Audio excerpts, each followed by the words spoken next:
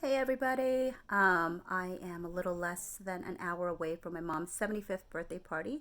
A bunch of us have been working together to make sure that it goes off without a hitch. I'm kind of the MC person, just letting people know what's up with the party today, directing people, directing traffic, kind of through letting people know through the microphone just what's up. So I am still working on my anxious, preoccupied ways.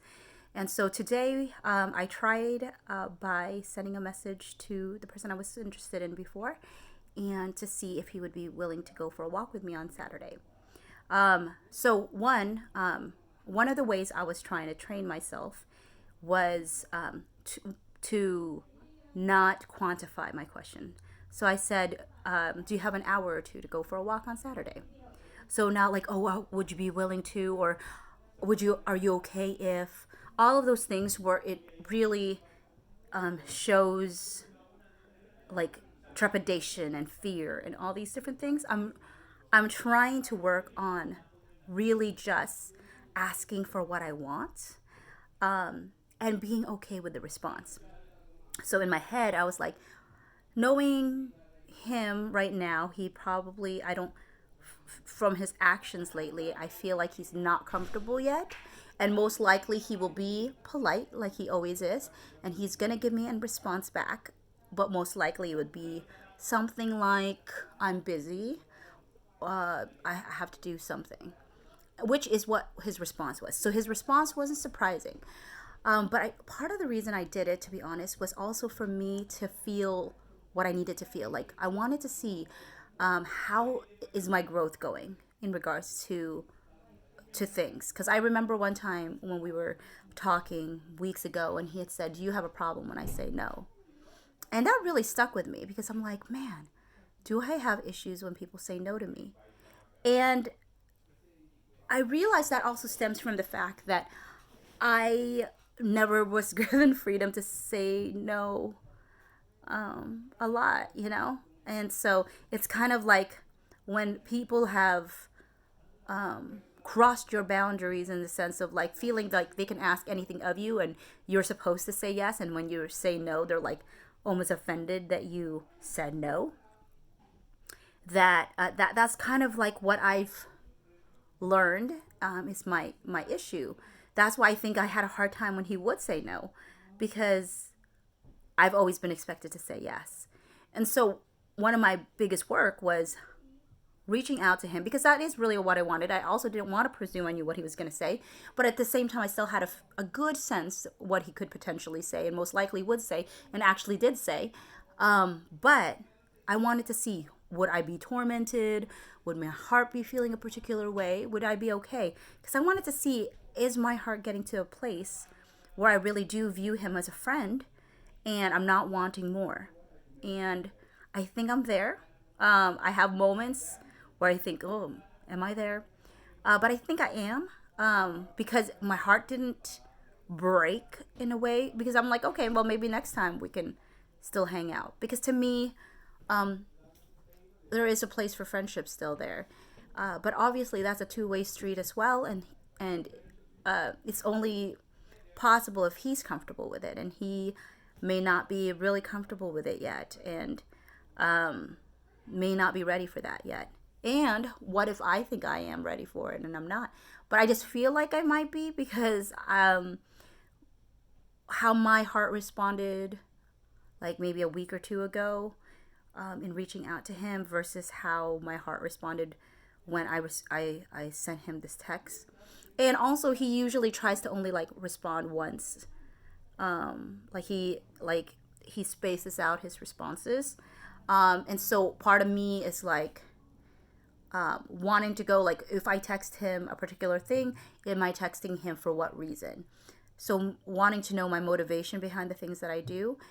So not texting him just because I'm like, well, if he's not going to text back a certain amount of times, then I'm not going to text him, because that's like, again, that's still from a place of manipulation and insecurity, and like that is still giving into my attachment in a lot of ways. So if I can send texts or send things with a good conscience. However he chooses to receive that, that's on him.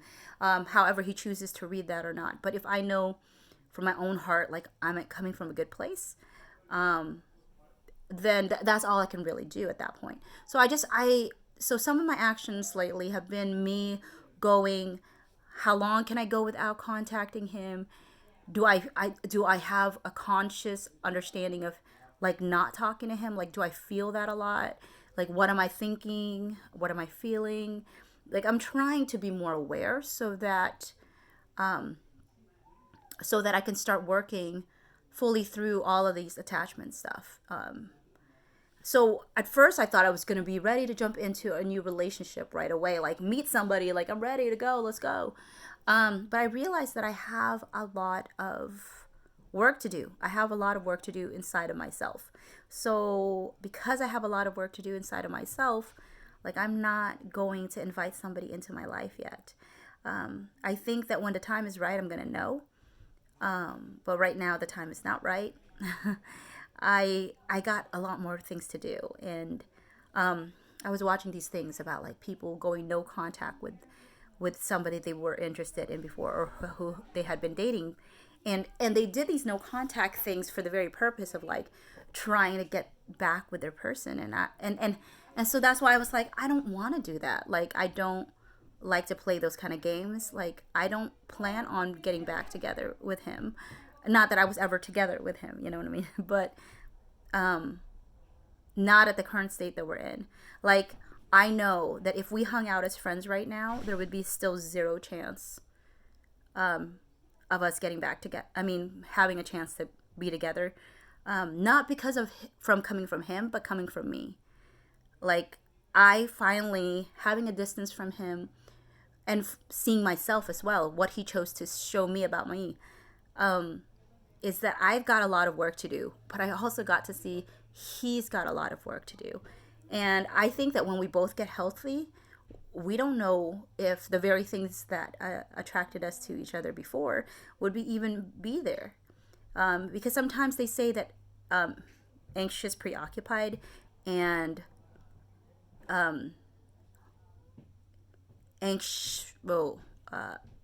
fearful avoidance, what causes them to come together is if they do it right, they have an opportunity to heal each other. But if they do it wrong, it can be horrible because you're getting constantly triggered by each other. So unfortunately, we got constantly triggered by each other. And it was because my lack of knowledge of things. He had far more knowledge about attachments than I did. But once I got aware of my attachment and my tendencies and all these things, I realized, well, I was actually living out my like protest behaviors and things of this nature, and now I know better. Now I know better. So so I think that's why I feel safe enough to like just chill out with him and hang out with him, because as friends we did get along. I think that we got triggered when it was a possibility of being more, because then there was just a lot more pressure or a lot more expectations in that than just being friends.